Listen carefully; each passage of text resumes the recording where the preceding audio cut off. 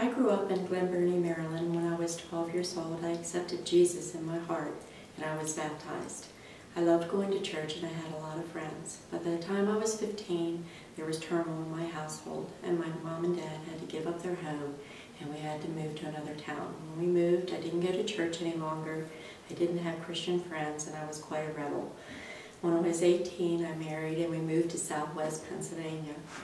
My husband and I thought we were happy and we didn't have a need for God in our lives. We didn't go to church and we didn't have Christian friends. A few years after we were married, I decided to go to nursing school, which had been a long life dream of mine.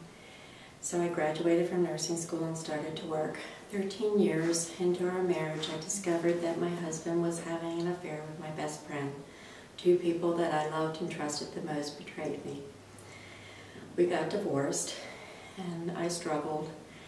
My son, shortly after we were divorced, was visiting with his dad and he was supposed to come home at a certain time and he didn't come home. So I called and no one answered the phone, so I drove over there to see what was going on and I was told that my son didn't want to live with me, that he wanted to live with his dad.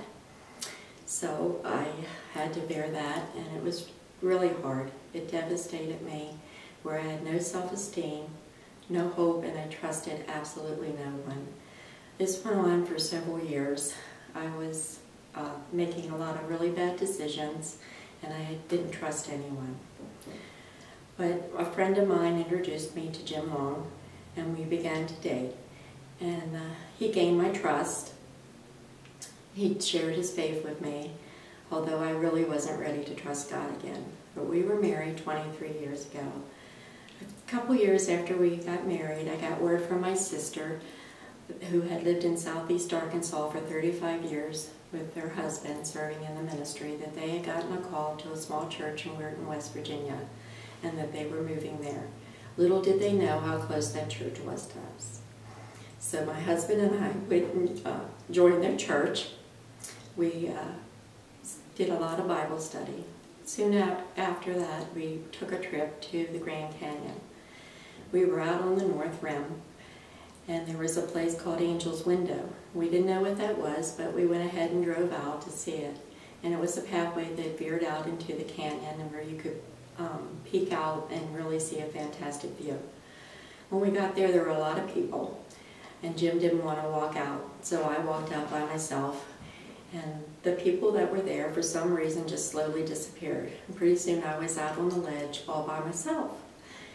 And it was deafening quiet, and I had goosebumps and my hair was standing on end. But I could clearly feel the presence of God.